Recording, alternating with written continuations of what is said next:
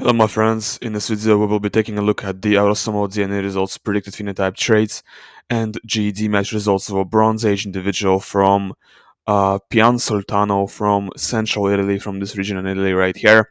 Definitely a very interesting sample to look at. It is a female sample. So actually, um, let's see. First, we're going to look at the results with G25. Let's see what ethnicities this individual resembles with G25. So with G25, this individual resembles Etruscans from Casanova and Tarquinia, and this is really important context for understanding um, the ethnicity of this sample, because it was really difficult for me to figure out what ethnicity this sample actually is, because like if you look at the score with Euroginski 13, it looks like it's closest to Spanish from Aragon and Cantabria, and it's getting modeled as a mixture of Southwest French plus Sardinian. So it's really difficult for me to figure out like what it is, because it looks like it could be Celtic, it looks like it could be a lot of things, but um, with G25, it's very definitely an Etruscan, and thanks to G25, I figured out that it is indeed an Etruscan sample. With Euroginski 13, this is what it scores. It's scoring 40.3% North Atlantic, which is like a Northwest European component.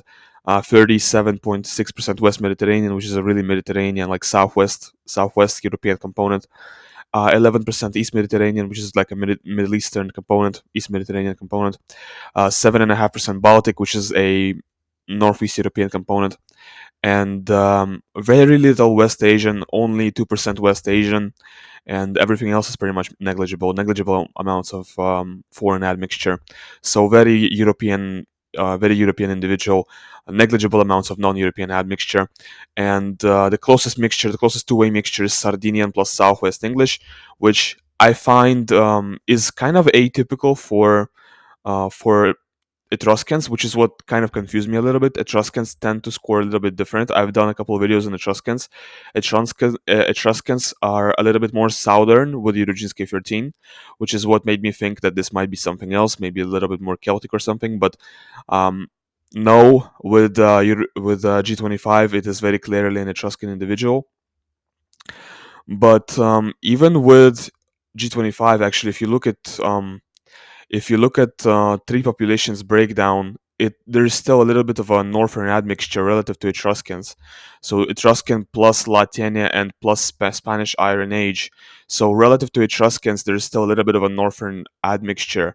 So it makes sense that this person is with Euroginski 13 is scoring a little bit more North Atlantic and a little bit more Baltic than what's typical for Etruscans. So I guess it makes sense when you consider that together with the G25 results.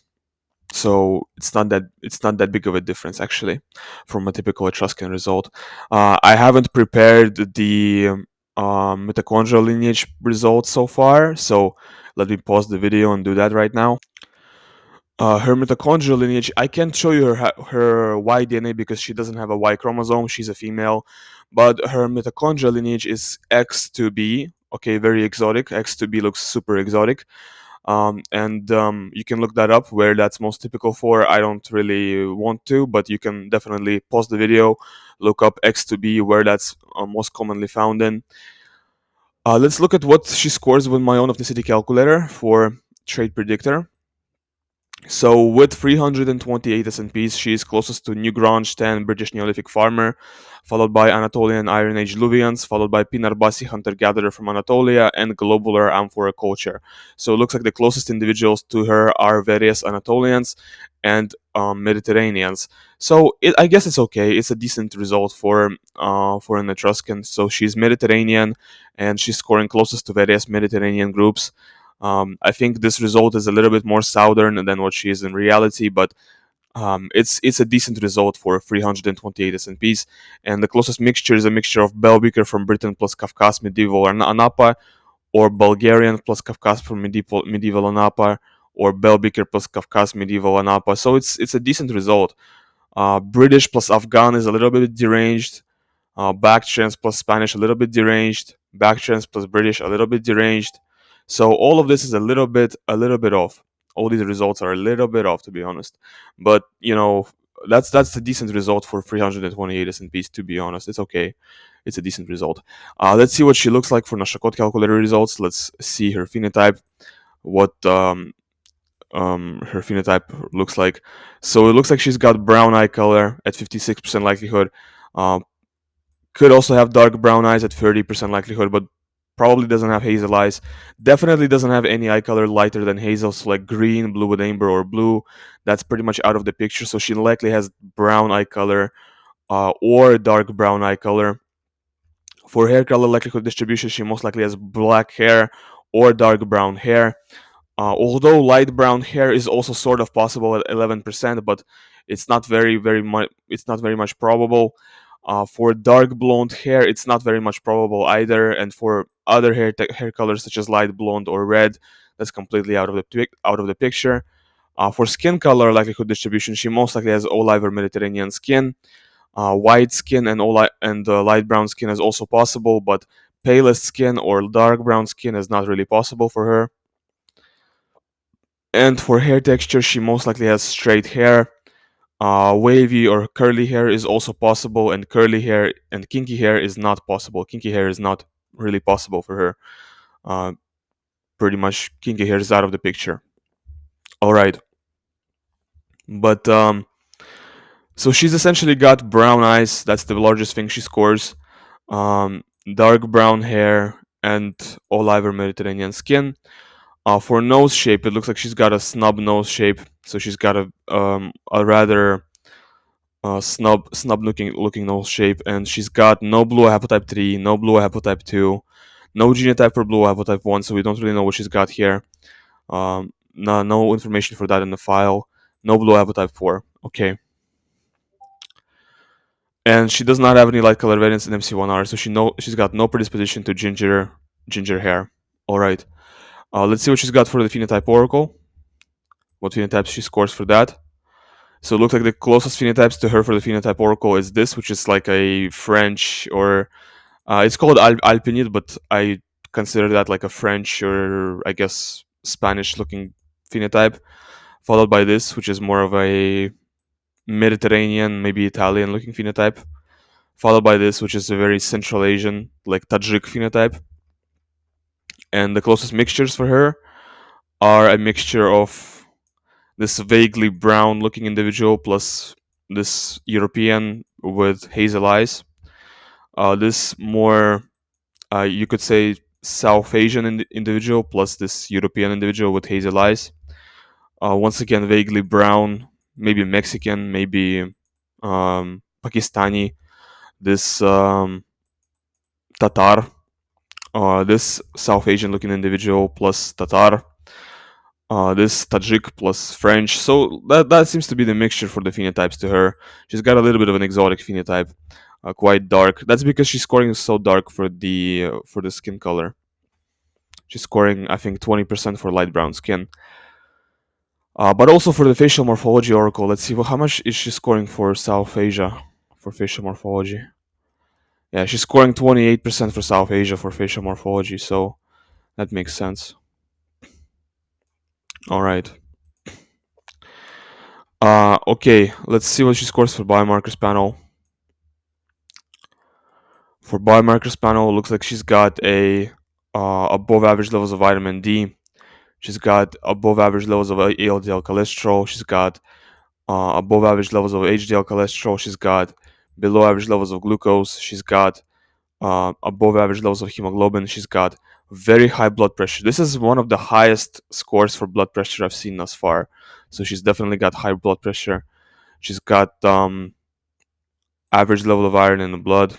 She might have some hemochromatosis variants actually because this is a little bit above average. She's got looks like below average level of sex hormone binding globulin. She's got average level of red blood cell count in blood. She's got slightly below average number of base pairs for telomere length, and she's got below average height. All right. So she might have some variants for hemochromatosis. We're going to look at that a little bit later. Let's see the polygenic risk scores. What does she have for that?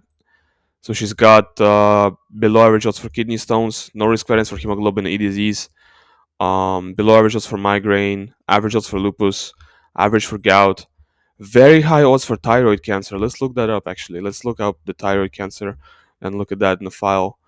So she's got these genotypes for 2 times increased risk of thyroid cancer and this genotype for 3 times increased risk of thyroid cancer. So yeah, it makes sense that she's scoring this much for thyroid cancer risk. Definitely makes sense. All right. She's got this genotype for, she's got increased odds of eczema. She's got pretty much average odds for all the various types of glaucoma. She's got high odds for polycystic ovary syndrome, average odds for cataracts, very high odds for age-related macular degeneration. Let's look that up. Age-related macular degeneration, AMD. So she's got these genotypes for 2 times increased odds of AMD. This genotype for 3 times increased odds of AMD, and this genotype for 2 times, and this genotype for lower odds of AMD. So it makes sense that she's scoring much higher for the odds of AMD. Totally makes sense.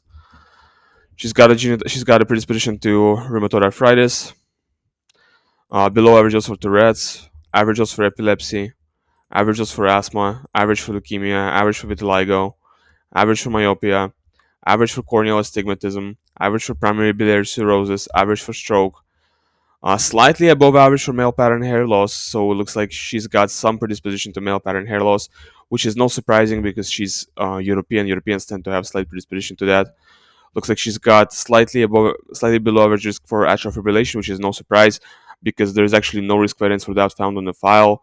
And by the way, if you have a higher quality file, you can score lower for this without any risk variance found in the file. She's got, based on one S&P, below average odds for deep vein thrombosis, low odds for unipolar depression, so she doesn't really have a predisposition to depression. Average odds for bipolar, above average odds for schizophrenia. Okay. Very high odds for type 2 diabetes, and below average odds for type 1. Actually, just average odds for type 1 diabetes. Average odds for Alzheimer's, slightly below average odds for multiple sclerosis. 4 risk variants for breast cancer of 12, but they're not really that important. 4 risk variants for testicular cancer of 14, they're not really all that important. Wow, that's pretty good. Only 4 out of 14 for testicular cancer is really good. 2 risk variants for celiac disease out of 4, which is really good to see. No risk variants for GSS, really good to see. 5 out of 14 for Crohn's, none of them are marked as important, which is really good to see. 0 out of 16 for Riefenstein's, really good to see. No risk variance for Parkinson's, no risk variance for Gilbert syndrome, no risk variance for basal cell carcinoma, no risk variance for Peutz-Jeghers or hypophastasia or Vardenberg or FHC or IBS or any of these conditions. She doesn't have any non-common risk variants. All of her risk variants are common, except for Lee-Fraumeni, where she has these 2 risk variants which are both not common. So for Lee-Fraumeni, she actually has 2 risk variants which are both not common. And because these are 2 risk variants where she has heterozygous genotype, I actually don't even think this is a miscall. Because miscalls, typically you will have one genotype where it's going to be like one genotype in this region and it's just one. In this case, there is 2 and they're both in the same region. So this is probably not even a miscall.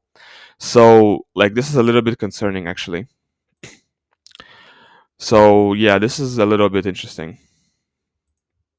But aside from this, I don't see anything concerning in this result whatsoever.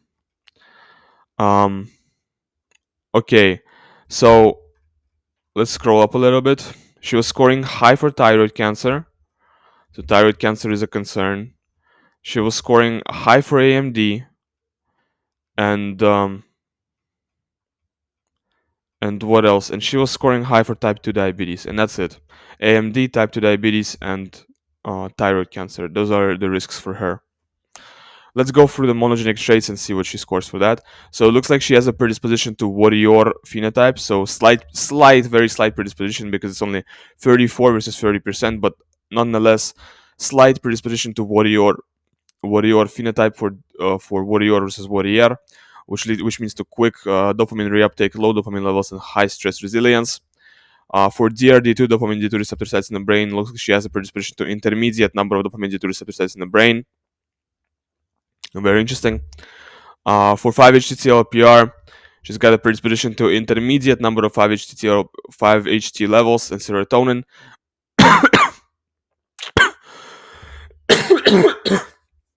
Which means intermediate predisposition to such conditions as anxiety and depression. Really interesting stuff.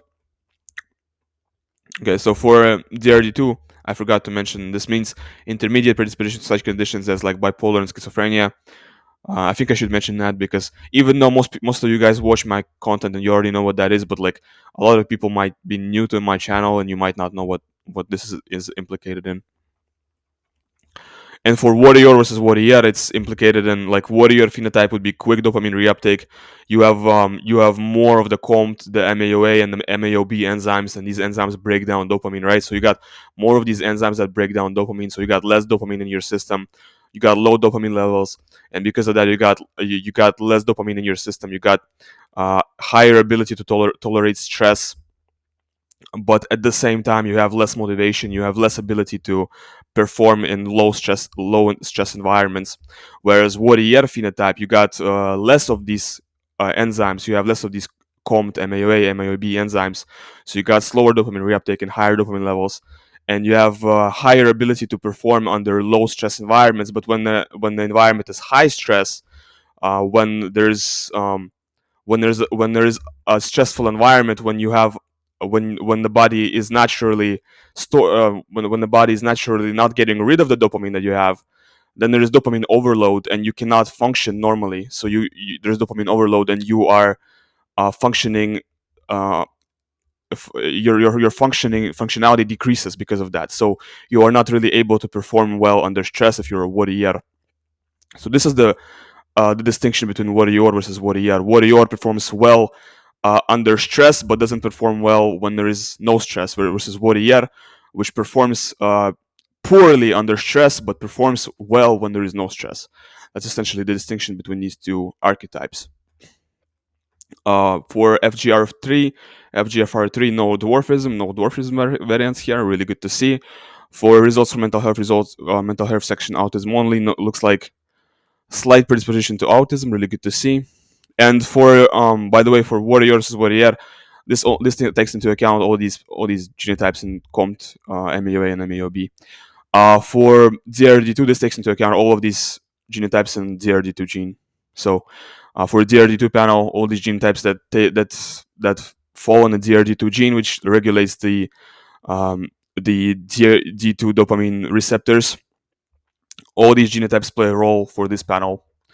And for 5-HT, um, this panel is basically based on the HT2, HTR2A gene, and a couple of other genes that also contribute uh, to stuff like long versus short form 5-HT-TLPR and stuff like that. So that's what these panels are based on. For autism, this panel is actually not based on everything that's here. It's also based on everything that's here, but also on everything that has to do with autism in your file. So it's based on a lot of other stuff as well that's not explicitly shown on the screen. So the autism panel is based on a lot of stuff that's not only shown on the screen, but also a lot of stuff that's not shown on the screen as well. So the autism panel is a lot more complex, a lot more complicated than the other stuff that's here. Um, okay. Okay.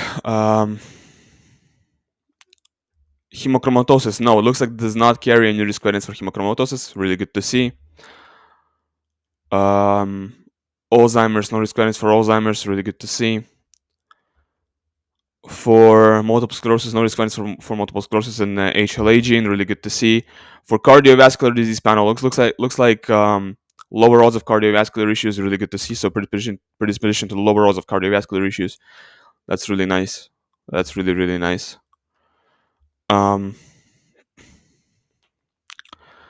Okay.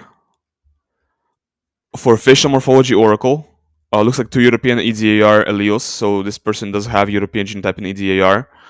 Higher nasolabial angle, which means nose pointing up. That's kind of typical. I noticed that most typically that's the most typical genotype for people to have. Lower odds of missing teeth, really good to see, and slightly thinner eyebrows. All right, does not have micropenis, quite good.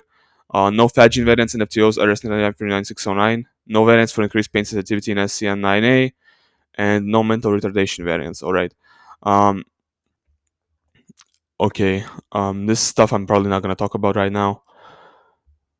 No risk variants for pain hypersensitivity out of 6 total in SCN9A, really good to see. For alcoholism panel, really above average score for alcoholism. Let's go over this actually. So they have this genotype right here, which leads to 2 times the risk of a severe alcoholism withdrawal, and this also increases the odds of ADHD, which is really, really concerning. Okay, and they have a genotype here, which leads to more pain and worse opioid withdrawal symptoms and higher alcohol dependency scores. So they actually have some genotypes here that correlate to higher odds of alcoholism, which is definitely very interesting. They don't have any alleles for familiar Mediterranean fever. They don't have any alleles for cutaneous albinism, so they don't have any albino variants. And for testicular cancer, they are doing really good. They are doing really, really good. So they are really protected from testicular cancer. All the variants in keto G they lack. They don't have any risk variants for testicular cancer in keto G. They're really protected from testicular cancer. Let's see their score for any rare diseases, rare conditions, monogenic conditions. Looks like, let's see, just scrolling through them. They have a condition. They have a genotype here, which leads to 4.6 times increased risk of eosinophilic esophagitis. And besides that, do they have any other conditions? Looks like I don't see anything else. No, don't have anything else. Okay, they have 3 genotypes for increased risk of male pattern hair loss,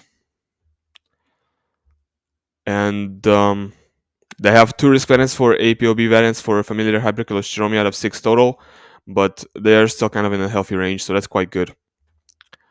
Celiac disease section, 2 risk variants here, but that's quite good, quite typical. No androgen sensitivity, typical stuff. This I'm not gonna go over. This is like this going over this stuff takes like hours of research, and this is something you might do if you bought my trait predictor on your own. You might do this, but I only have a very limited amount of time in this video, so I'm not gonna do that. Kidney stones. Remember, she was scoring average for that. Canavan syndrome, nothing was found. Crohn's syndrome, nothing was found. HIV and AIDS panel, she's got this genotype, which means 90% reduction in HIV viral load. Really good to see. So definitely quite some reduction in the HIV viral load. HLA gene panel looks like lower odds of autoimmune disease. Really good to see. But there is actually 13% odds for highest odds of autoimmune disease, which was really interesting. Why is that? Let's look it up. Let's look up HLA in the file. Okay, this is very interesting. So this definitely contributed to her scoring 13% for the highest odds for HLA, highest odds for autoimmune disease. This definitely contributed. This genotype right here. Let's see what else. No, so all of these, no risk variants for MS, which is really good. But aside from that, is there any other risk variants in HLA? I don't see any other ones. Okay, I don't see any other ones. Good. Okay, so it's only diabetes. It's only type 1 diabetes. MTRR gene panel, 1 allele for 1 risk variant for intracellular collagen metabolism here, but no other risk variants here. Good to see. CBS panel and homocystinuria looks like predisposition to lower homocysteine levels, which is really good to see. Quite healthy overall. Not much to be concerned over. No risk variants for homocystinuria. Really good to see. No risk variants for any muscular dystrophy myopathies or adrenoleukin dystrophy, ADL. Color blindness panel, 2 risk variants and OPN1SW, but women generally don't have color blindness, so probably isn't colorblind. FTO gene panel, she's got no fat gene variants in this variation, but she does have GG here, which leads to highest odds of extreme obesity, and this I think is also an FTO. Let's look it up. I think this is also an FTO gene. Yeah, it is also FTO. Syncope panel based on 2 SNPs, she has straight up average odds of syncope. And for biotraits panel, looks like she's got a genotype for 2 copies of the farmer CLT-CL1 gene variant, which leads to selective advantage in processing carbohydrate-rich diets, presumably those with lots of sugar. Okay, for vitamins and levels panel, looks like she's got increased blood pressure, and genotype for lower levels of vitamin E, genotype for typical levels of vitamin K, and the genotype for lower levels of vitamin A or retinol. I'm just reading the bad stuff, so there's also a lot of good stuff. The bad stuff is labeled with warning signs. The good stuff is not labeled with anything. Oh, actually, I think I should have labeled this as well. So this she's got this genotype which leads to increased risk of high blood pressure. This is also probably quite bad, as well. And for blood group panel, it looks like her blood type is most likely type O or type A. But it's quite evenly split between type O and type A. I'm not sure what type it is. Let's try to look at the genotypes itself and try to figure it out. So she's got the genotype which likely type O or A blood type. Okay. Then she's got a genotype for no blood type B or AB. All right. No, likely not blood type AB. Likely not blood type AB. She's got a genotype for likely blood type O. Then she's got a genotype for slightly lower odds of B and O blood type. Okay. So based on this information, I think just based on the data we have, I think most likely she is blood type O. Yes, I know the percentage wise, type A is 52%, type O is 47%. But just statistically speaking, type O is so much more common than type A that um, that type O I think is the correct prediction. I think she's got type O blood type because type O is like so much more common. So I think she's got type O. But anyway, leave a comment. Tell me what you think.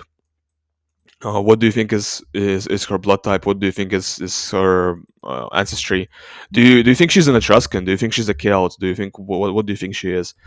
Do you think I was right in saying she's an Etruscan? Do you think I missed something from the result? Um, you know, the DNA file that I was analyzing in this video, it will be in the description of the video. The link to download it will be in the description of the video. The link to download the executable for Trait Predictor, which is the tool that I use to generate these reports, will be in the description of the video as well. The link to buy a report, a single report like that only costs $4, will be in the description as well. A 2 reports cost $7, will be in the description as well. So make sure you check out the description of this video. And thanks for watching. Leave a like and subscribe. Goodbye.